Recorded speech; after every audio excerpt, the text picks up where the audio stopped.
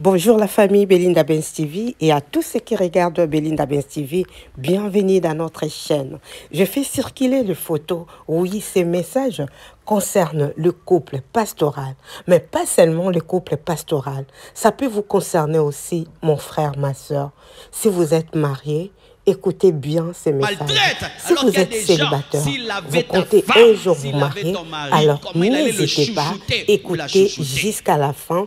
Ça peut vous donner des idées et ça pourra vous aider. Que Dieu vous bénisse. Regardez jusqu'à la fin, écoutez jusqu'à la fin. Aimez si ça vous a plu, partagez, mettez des commentaires. Je vous dis à bientôt. Vous savez, souvent quand nous les hommes, vraiment, on est vraiment mauvais. Hein? La femme accouche, mais toi tu es toujours bébé, bébé. Oh, ce bébé me ressemble. Ça c'est la tête de son papa. Mais la femme qui a fait la tête de son papa là, tu ne t'en occupes pas. Et puis Dieu m'a dit, parle à ta femme. Et je l'ai regardée, j'ai dit, Blanche, vraiment, tu es une femme forte. Vraiment, vraiment, vraiment. Et elle m'a regardé. Et j'ai dit, Dieu m'a dit que tu avais besoin que je te le dise. Parce que souvent quand les femmes accouchent, vous allez remarquer, en félicitations maman, un peu, le bébé. Mais c'est elle qui a failli mourir. C'est elle qui a failli donner sa vie. C'est elle. Mais souvent, on oublie la mère. On est le bébé. Si cette femme l'avait décidé, tuez-le, enlevez-le. Tu allais avoir ce bébé-là. Est-ce que même tu dis un merci à ta femme pour les enfants qu'elle t'a donnés? Tu sais, une femme qui te donne des enfants, elle t'a donné sa vie. Hein. Elle t'a donné sa force, sa santé, sa beauté. Surtout si elle accouche difficilement.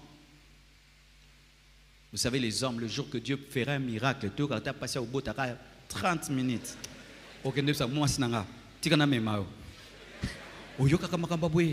Surtout, Yobo, tu sais, 10 fois. Acclamons les femmes. Vous êtes formidables. Formidables. J'ai appris à respecter les femmes en regardant ma mère et ma femme. Et j'ai un grand respect pour les femmes. Vous êtes formidables. Vous êtes très fortes. Très fortes. Très fortes. Terminons.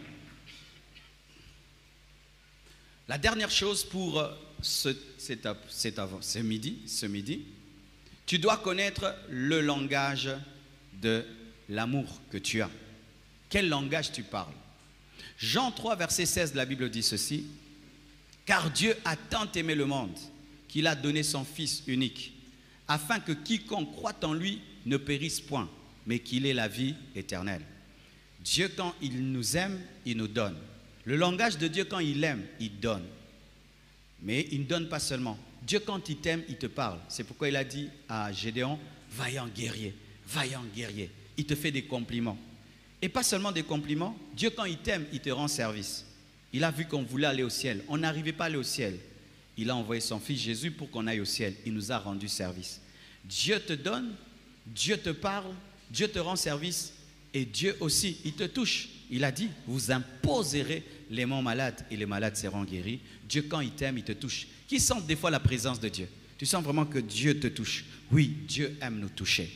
Et Dieu aussi, il veut aussi avoir des moments de qualité avec toi. C'est pourquoi il te dit, retire-toi, réveille-toi le matin. Pendant que tout le monde dort, il te dit, sors de ton lit, va dans un coin. Il veut des moments de qualité. Comme toi, tu aimes aller au restaurant avec ta femme, lui, il veut que tu te réveilles très tôt matin. Quand personne ne te dérange, vous êtes vous deux. Ainsi, il y a 5 langages de l'amour.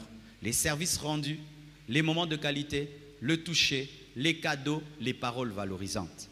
Les gens qui parlent le langage du service rendu, quand tu l'aimes, tu dois l'aider. Si tu l'aimes, tu ne l'aides pas, tu ne l'aimes pas. D'autres, si tu l'aimes, tu dois lui donner le temps.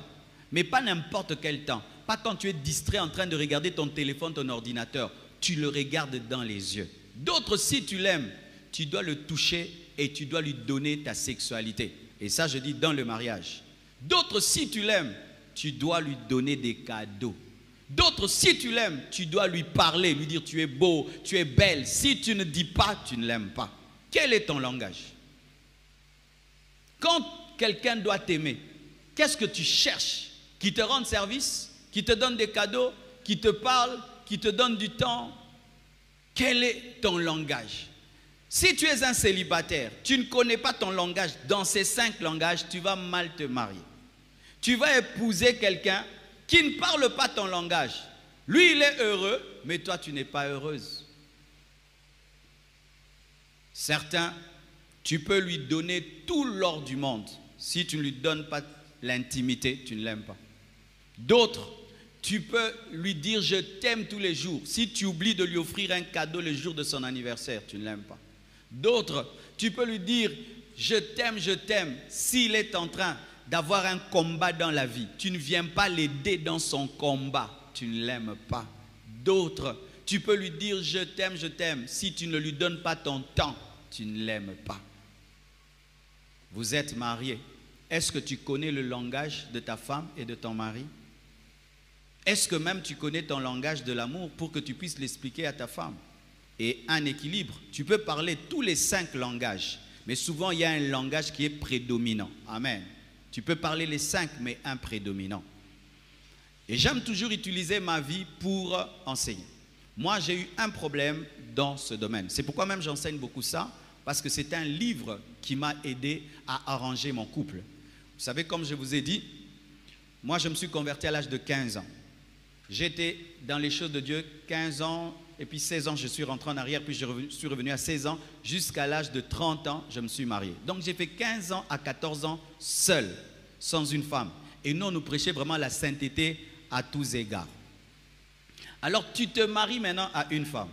Vous savez, moi dans les fiançailles, notre activité c'était quoi? M'accompagner prêcher. Blanche venait seulement m'accompagner prêcher. Je lui parlais des conventions, des séminaires, des conventions. C'est grave. C'était ça, nos fiançailles. Je l'ai amenée dans des fiançailles d'hommes de Dieu. Elle me supportait, elle me regardait. Quand on se marie, vous savez ce que je faisais au début de notre mariage? Chaque vendredi, il y avait veillée de prière chez moi. Tous mes amis hommes de Dieu venaient chez moi. Je préparais de l'eau chaude, du lait, du pain. On priait jusqu'au matin. Et dans mon salon de jeunes mariés, et vous savez, quand tu reçois beaucoup de gens chez toi, ils entrent dans les cuisines partout. Elle et les jeunes mariés, elle va avoir l'intimité de sa maison. Moi, Nakobala, ma veille. Et puis je lui disais, Dieu va bénir cette maison. Dieu va bénir cette maison. Et moi, j'étais heureux parce que elle prenait soin de la maison, elle me nourrissait, elle entrait dans mes combats, dans mes luttes. Parce que moi, mon langage, c'est les services rendus. Quand on m'aime, il faut que tu m'aides, que tu combattes pour moi, que tu me rendes service. Alors moi, j'étais heureux parce qu'elle parlait mon langage. Mais le sien, je ne le connaissais pas. Je pensais qu'elle avait le même langage que moi. Ce n'est pas parce que tu es chinois que tu as épousé une chinoise. Ah bah, je n'entends pas, je n'entends pas, je n'entends pas. Je t'aime. Alors on n'avait pas le même langage. Et un jour, j'ai remarqué qu'elle était triste. J'étais fidèle, je ne la battais pas, je ne l'insultais pas. J'étais vraiment un bon mari, mais j'ai trouvé que ma femme est triste. Alors, jusqu'à ce qu'elle me dise, je sens que moi, je suis ta collaboratrice. Je dis quoi? Parce que moi, après le culte, vous savez ce que je faisais? Je suivais les prédications de TD Jakes dimanche. Donc, je prêche. J'arrive à la maison, TD Jakes. Oh, Blanche, ma teya moko. Je n'ai même pas l'idée de mettre même un dessin animé, mes frères. Nakenaralo déjà. Elle me regardait. Mes conversations avec elle. L'église a grandi. Le bafle a brûlé. Les synthés. Et bien, je dis, je suis fatigué de tes histoires de l'église. Oh, c'est au Pengui. Dieu m'a dit, non, à Penguité, c'est toi qui es déséquilibré. Il y a un temps pour tout. Un temps pour l'église et un temps pour être romantique. Romantique. C'était un choc, frère. J'ai eu pitié de moi, j'ai eu honte. Et puis elle m'a dit, tu ne me donnes pas le temps. Je dis, non, moi je te donne le temps. D'ailleurs, moi je ne sors pas, parce que moi je ne sors pas. Ma vie c'est l'église, maison, maison, église. Je suis toujours là. Tu es là, avec qui? C'est vrai, il y avait toujours un ami quelque part là qui vient, donc Blanche est l'ami. Elle dit, on n'est jamais nous deux.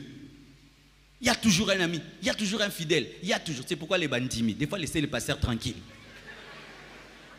Il a aussi un couple à bâtir. Ne m'appelle pas tout le temps. Et si tu m'appelles, ne dure pas. Résume. Ne m'envoie pas des voices d'une heure du temps. J'ai une femme. Alors, elle me dit, tu ne me donnes jamais le temps. Alors j'ai compris que son langage à elle, c'est que si tu m'aimes, c'est pas que tu m'achètes des voitures, des maisons. C'est pas si tu m'aimes, tu me dis tu m'aimes tout le temps. Si tu m'aimes, tu me donnes mon temps à moi. Tu n'es qu'à moi. Pas aux fidèles, ni à personne, tu n'es qu'à moi. Mon temps à moi. C'est alors que j'ai commencé à créer du temps pour elle. Et j'ai appris à être aussi romantique. Et ça m'a beaucoup détendu. Parce que des fois, oublier l'église, ça donne la paix. Alléluia.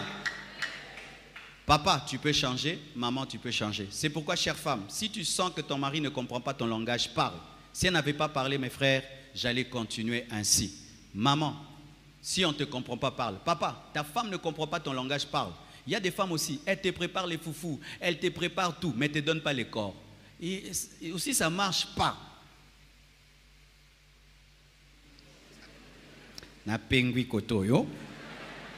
Ah oui, des fois les femmes aussi vous tombez dans ce piège-là. Le langage de ton mari, parce qu'il y a aussi le langage du toucher, c'est dire la sexualité, c'est la sexualité. Tu peux arranger la maison, tu peux parfumer la maison, tu peux tout, mais tu ne lui donnes pas le corps, tu ne l'aimes pas. Parce que lui, son langage, c'est si tu l'aimes, il doit te toucher. S'il ne te touche pas, tu ne l'aimes pas. Et le langage du toucher, on l'apprend quand on est enfant. Je vois le petit, toujours là, le petit là, au tient ma terre fort. Ce petit là, tu le mets dans le berceau. Ya, si tu le mets, sa main il se calme. Donc lui, quand tu le tiens, il ne faut même pas le tenir un peu, il faut le coller à ton corps fort. Là, il dort. Lui, déjà, il a le langage du toucher. Maintenant, le petit Tabiri, il épouse une femme au Kima. Problème, Rosal. Parce que c'est le langage qu'il a appris depuis qu'il est enfant. Quand on m'aime, on me serre, on me touche. Mais il épouse une femme, ne me touche pas, ne me touche pas. On va causer, on va causer. Lui ne veut pas causer. C'est pourquoi on a des fois des problèmes, parce que vous n'avez pas le même langage. Il est possible, de la même manière que je suis congolais, je peux aller apprendre l'anglais à Cali. Toi aussi, tu peux apprendre le langage de l'autre. Et aidez-vous maintenant à dire, moi, c'est ce que j'aime pas, ça j'aime pas. Et ne sois jamais choqué lorsque l'autre te dit que tu ne m'aimes pas comme je veux.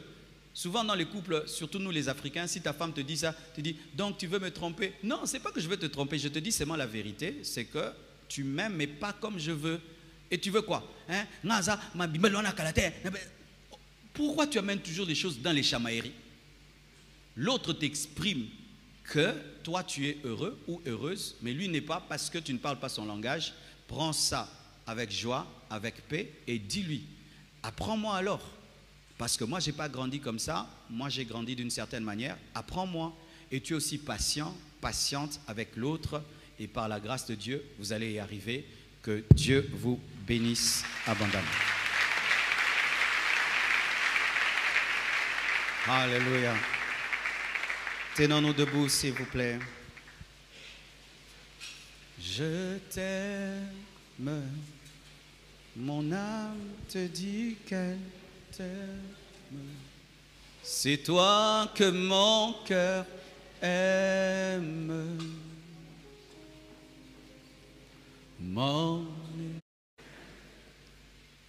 Quand tu te maries à quelqu'un qui n'a pas ta dimension spirituelle, il y aura beaucoup de problèmes. Mais si déjà tu es marié à quelqu'un qui n'a pas ton niveau spirituel, tu es marié. Tu ne vas pas divorcer parce que vous n'avez pas le même niveau spirituel. Mais qu'est-ce que tu vas faire? Tu vas aider l'autre à grandir. Comment